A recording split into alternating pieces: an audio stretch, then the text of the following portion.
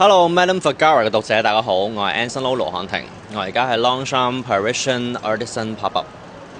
巴黎嘅巴黎鐵塔係最吸引我嘅，係啊，因為嗰陣時係第一次見啦，咁親身見到嘅時候咧，覺得好壯觀、好宏偉啦，咁影咗好多相啦，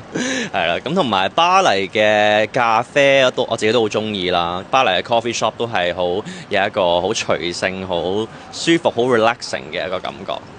最令我諗起巴黎嘅咧，就係一個 cafe area 咯，因為嗰度有得俾你即場沖咖啡啦，跟住成件事係好似一個迷你 coffee shop 咁啦，咁就令到我諗翻起之前去過 Paris 幾次，我都係去唔同嘅 coffee shop 嗰度睇人沖咖啡，自己坐喺個 coffee shop 裏面，純粹自己 relax 下，睇下電話，望下風景。我係會揀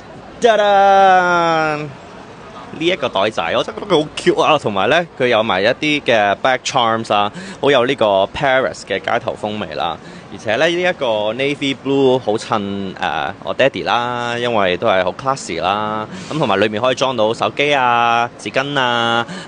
一啲amber 嘅零食啊，即係裝到好多嘢嘅其實裏面。咁所以我自己好中意咯。